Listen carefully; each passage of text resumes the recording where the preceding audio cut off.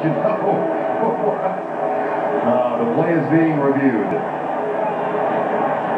They want to see if Wendell Davis had both feet in bounds. Well, they already broke the record for wildcard games. Of course, they have more wildcard games this year. Well, they want to put it out of sight. Well, this group was doing well. And then the mic doesn't work.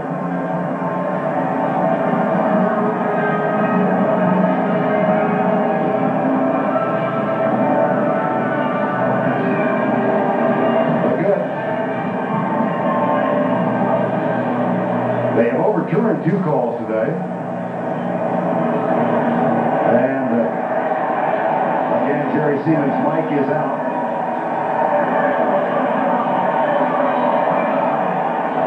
Glenn and Sanders. That's John Roper who trying to keep warm on the sidelines. First down and 10 from the 40 to 50-yard line. 35 seconds in the quarter.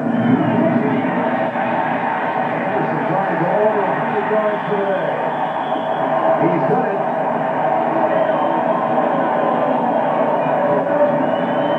Brett Maxey gets a helping hand from Mark Carrier. It looked like Neil Anderson, yeah, he slipped on something just before he went out of bounds. It happened before he went out of bounds, but I don't think he was hit. It looked like something either pulled or his foot just slid. But he went down. He went down before he goes out. You see right there, he started pulling up. Before he's even hit, it looks like something pulled on him. Could have been a hamstring? It could have been a hamstring. I mean, it has the looks of a hamstring. Mustard gets a carry on first down from the 39, and Mark Green has taken Neil Anderson's spot. Well, we'll get an update on the Neil Anderson injury as he is out at least momentarily. That's the end of the third quarter with our score. Chicago 13, New Orleans 3. New York can play the Giants next week. You don't worry about things like sliding and slipping and stuff.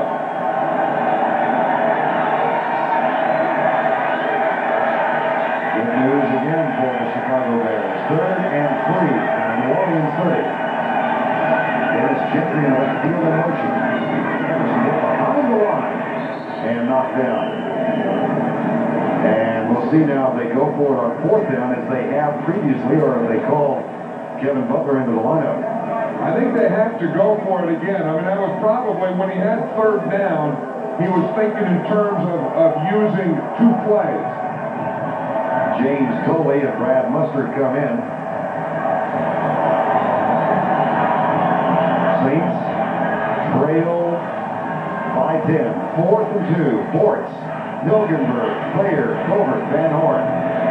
Look at Bortz. They just strap him up and just let him play right there. That's probably a pulled groin muscle the left guard has on his left leg. James Coley and Thornton to the tight end. That's Coley in motion. Play action, contact, caught by Mustard. First down, Chicago at the 19. Did you see Contact after he came out of that play fake? He was so excited to see Mustard wide open, he just kind of lurched. His body lurched. That was a good play fake. They faked the run to the right. Watch him there. They're going to fake it. And bootleg here to the left. Fake the run to the right. And watch him here. When he sees he's open, his whole body just lurched right up because there was no one at all covering Brad Mustard. You have probably given Mike Tomczak a new nickname. Lurch? Lurch, the Adams family. There's Lurch Tomczak and the Bears at the 20. They lead it 13-3 with 12:29 to go. Anderson with a block from Mustard. And the tackle made by Ricky Jackson, a gain of 4. But again, they're working on the clock. Well, they are. And, getting first down, ball control, time of possession. That's what the Chicago Bears are about. This is the 1989 version, 1990 now, or 91 or whatever year. This year, this is the Chicago Bears. We have 12:20 remaining in the ballgame. Bill Lundquist and John Madden at Soldier Field. Bears up by 10, and they've got a 2nd down and 6. 15-yard line. Toss left. Anderson loses yardage this time as Pat Swilling leads the way with help from Mitch Buck and Sam Mills. That looked like a bad play from the start. It didn't look like it got off well. You see, it looked like he kind of had to wait for the pitch, and then by the time he gets the pitch back there, Pat Swilling is in the backfield. So he can't go outside. Swilling's outside. He can't go inside because Mills is inside. So he just kind of goes down. Neil Anderson had 4 100-yard games in the regular season, rushing for more than 100. He's been flirting with this one. He's been on either side of 100 3 times now, and now he's back under. The snow beginning to fall here in Chicago. The snow is heavy dandruff.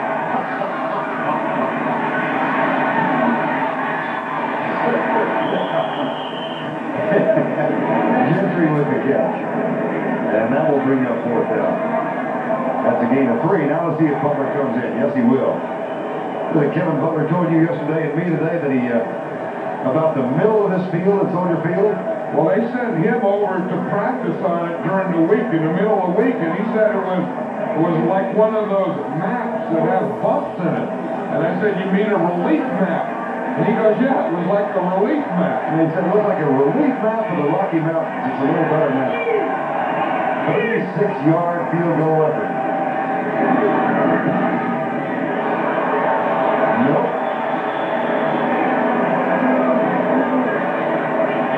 10:31 remaining in this ball game at Soldier Field, and the lead is still 10. Field goal by Kevin Butler. John Forcade was played the duration of the second half in a spot normally occupied by Steve Walsh. Since that 1st and 10, Forcade was perfect. Finds his tight end, John Price, open over the middle. And that's a pass complete to the 38. Now, I was just going to say, this is only the second time the Saints have had the ball this half. Offensive plays, 30-7. Well, if you think back, John, to what you said at the beginning of the program, that Ditko wanted to control the ball and limit the errors, and for the most part, they've done it. I think the Chicago Bears, for them, other than Tom Sack's inconsistency in the second half, have been kind of perfect in the air football. And here's Aaron Head Hayward for only the 3rd time. That's a gain of 6.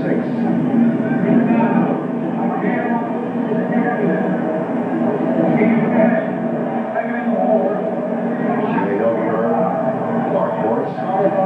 Go back just a moment to that story about Jay Hilgenberg. He said he was not going to watch his brother.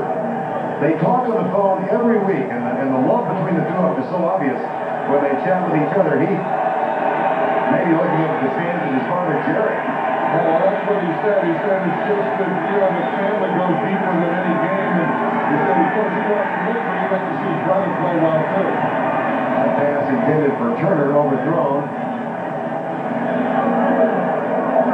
We're laughing with Jay yesterday. He, of course, has been in the Pro Bowl 6 times. His brother has yet to make it, but Jay said someday Joel will.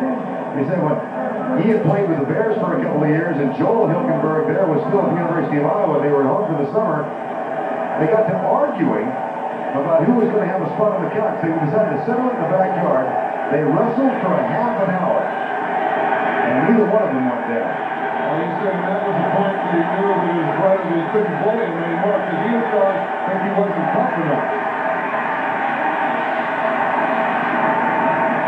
Forcade, that's close for the 1st down at the 49-yard line. Sean Gale makes the tackle. I remember once Jay Hilgenberg told me, Vern, he said, the thing I like about playing football, I said, it's one of the few jobs in the world you don't have to take a shower to go to work. And he looks like that kind of guy. And he's been such a good player, and I think that Mike Ditka, he got in an argument this week at practice, and talking to Mike about it, I think Ditka was just trying to get something going. He would say, he told Hilgenberg, you aren't trying. And then Hilgenberg didn't say anything. And then finally he said, yes, I am. And then Ditka says, well, you're a bleep. And then Hilgenberg says, well, you're a bleep. And Ditka says, well, in 5 weeks I won't have to deal with you anymore. You're gone. Anyway, then the next day they both apologized to each other. Everything's called. That was the first down for the Saints, but the clock shows only 8:40 remaining. Forgay dodges some trouble, finds a receiver open at the 38.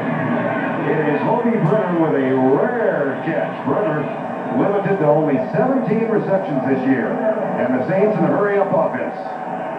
You know, one thing about these Saint tight ends and Hobie Brenner, they are good blockers, and I think, you know, they don't catch a lot of passes. In fact, this is just a zone pass. Just go up and put right in the middle of the field. Brenner just did as you were told, but he has a value to the team as a blocker. 10-point Chicago lead.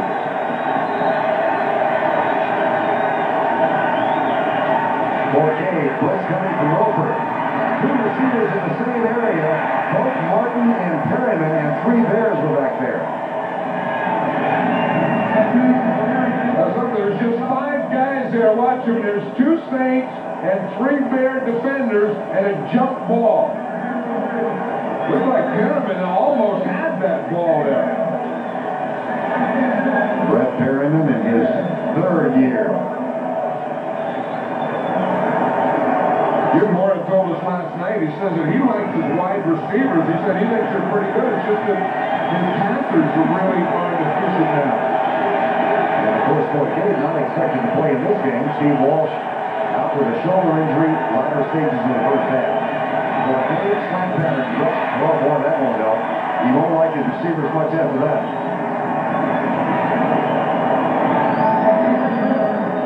And how is the Bear defense done today? Well, they've allowed only 3 points, 6 first downs, 54 yards rushing. I think that's the thing, because you knew that your pass rush wasn't going to be a big thing in this game, and you knew there was going to be the Bear defense was going to play well. They'd have to play well against and stop the run.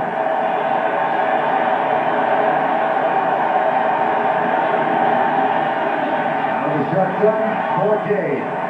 For Lindsdale Hill, incomplete. John Mangum, who began the day with an interception, knocks away what may have been the last serious New Orleans threat of the afternoon. Like you said, that's 2 big plays by Mangum early. And the first series, he came up with an interception, and here on a big 3rd down in the end zone, he comes up and forces an incomplete pass to Mo Hill. That was good coverage. That all got there at the same time. Saints are going for it here. 4th and 10, 7:43 remaining.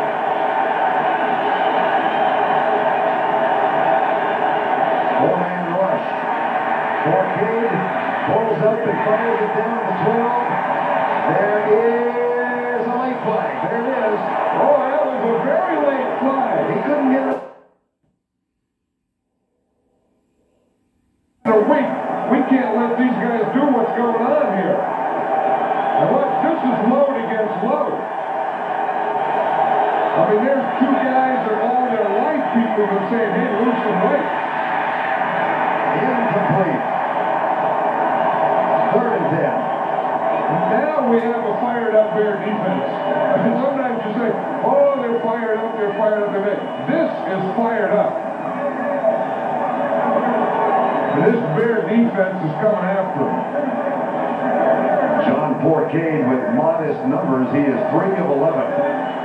William Perry will lead the field. Mickey Pruitt has come in, as Chicago will go with 4 down linemen, including Pruitt. New Orleans 0 for 6 in 3rd and more than 7. 0 for 7, is there another flag? Yes. On Carrier again.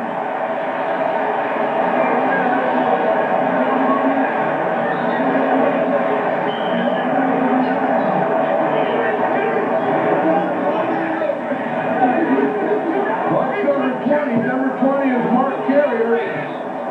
Again, the ball is in the air and it's not there. And what they're saying is he hit him before the ball got there. I don't know, now they have the one rule. Once throw that they need is if the guy could catch the ball or not.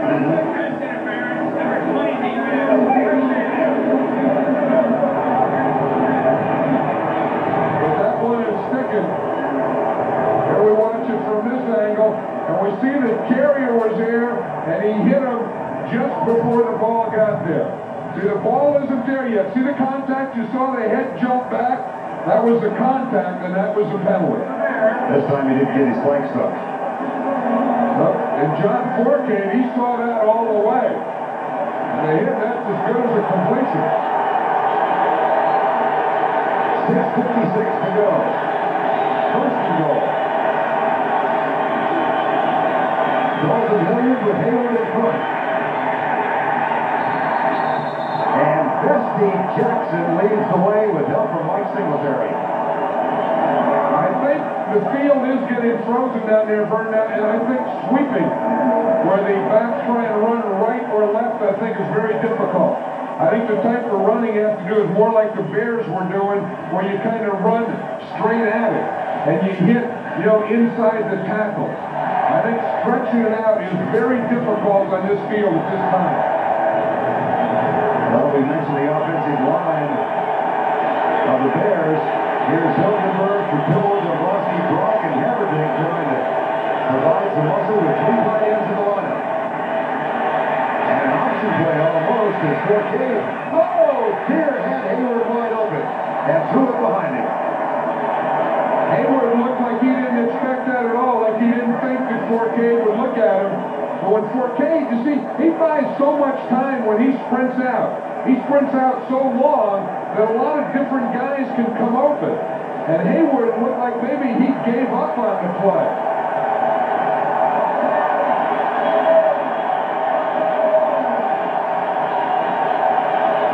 Play of the drive. 32 of the yards.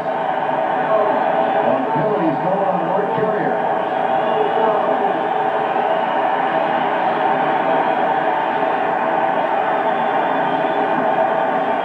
Forcade looked at Perryman. Now nobody open in the end zone. He's got to buy some more time. Cannot do it.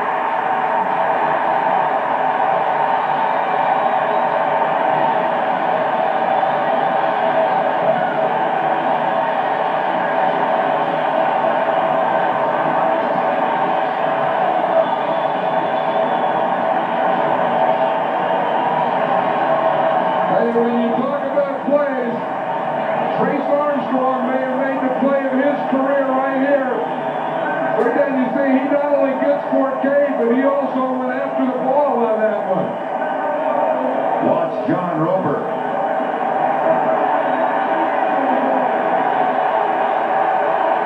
It is a new version of Mike Ditka. Anderson got it. But they needed 7. They settled for 3. 5:52 remaining in the ballgame.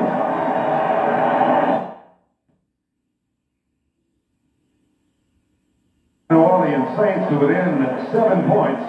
5:52 remaining in the ballgame. And now with the win behind them, the Saints kickoff from Anderson and no return. Chicago had everybody up except Johnny Bailey. And Anderson does not go short. Instead, there will be a touchback and the ball comes out to the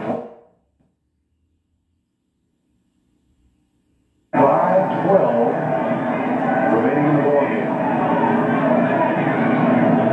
Play fake, contact, dice Miller. And it's incomplete for the intended receiver.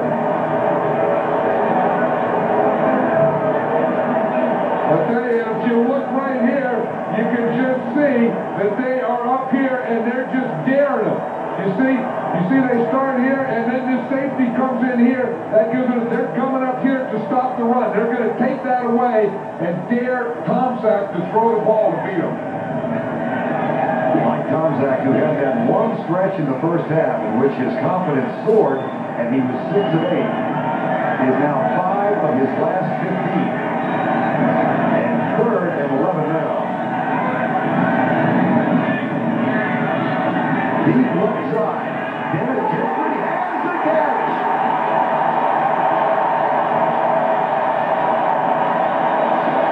Confidence is back.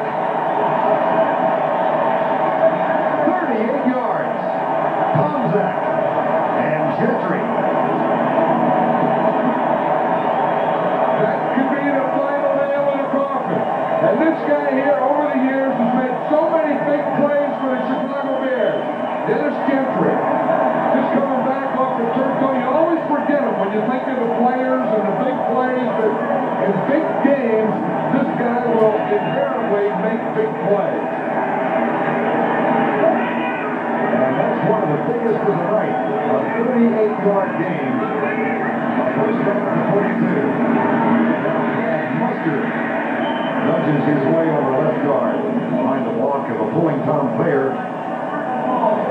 You know, the big thing about that throw and that catch is it was into the wind. And we saw how much trouble the kickers are having kicking into that wind. To be able to pinpoint and throw a pass like that was really something. That was a backbreaker for this man. Kurt Becker has now taken Mark Bortz's spot at left guard, number 79.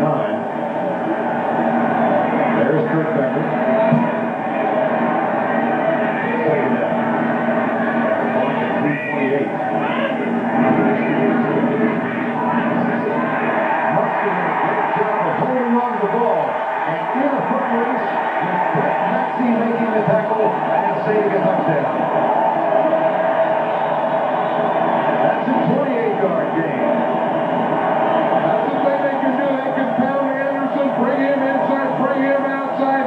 Then you say you got to stop Anderson, and then they hand it to Mustard. This was a heck of a one. This was supposed to be inside right, and it ended up outside left. They're in there in good shape. 1978 was the year of the first wildcard game. In the NFC, it was also the first time the Atlanta Falcons made the playoffs, and the year of their first and only postseason victory. They accomplished it with uncommon heroics. With 2 touchdowns in the final 8 minutes of the game, the Falcons overcame a 13-point deficit to win. A courageous comeback that made the Atlanta Falcons the best they can be. The biggest one, I think, was that third down pass to Gentry. Right over the shoulder catch by Dennis Gentry. And they got some time on it. He's no safety blitz coming. Tom Zach back. In the end zone incomplete. And Tips Gary. 30 roll from the 9 with 3:05 remaining. Gentry is the motion man. And Neil Anderson, it'll be 4th down. Butler 2 of 3 for the day. The one miss into this wind that he faces now. That one is good. 21 yards out.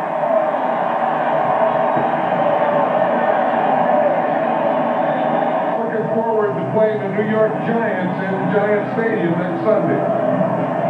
2:47 remaining. The Saints have 1 timeout left.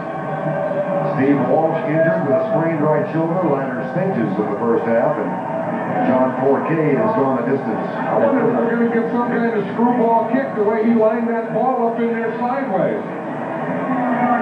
Usually they put the ball in there more straight up, I think. I wonder if, because he's kicking into the wind, if Butler's going to kick some kind of screwball ball. I said he ought to do it.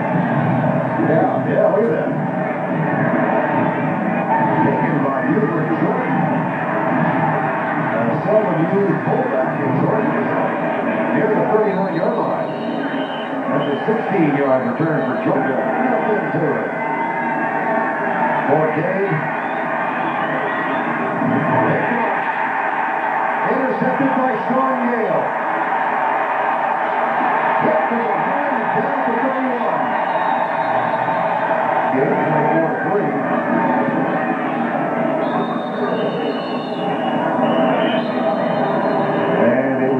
Chicago defense has keyed this one, John.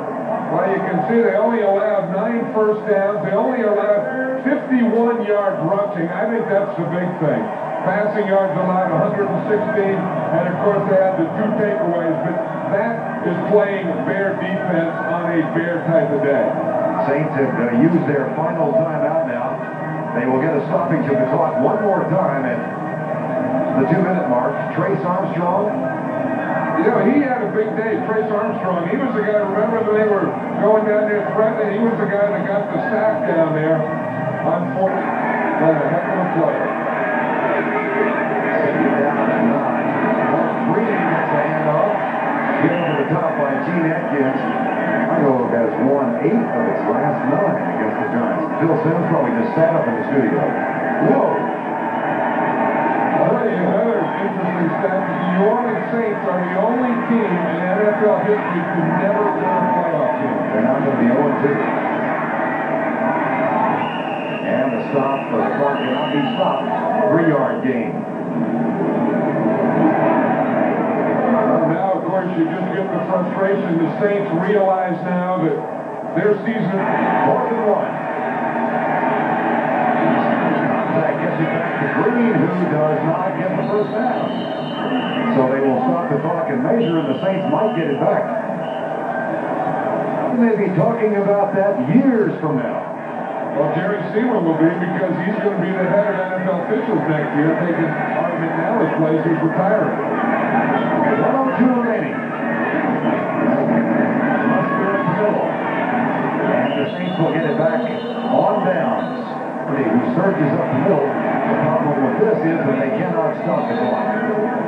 45 seconds to go. So the Chicago Bears will go on to take on the New York Giants next Sunday on CBS. And for the Saints, they struggled all year, finally got to 500 in their last game of the season. But they will wind up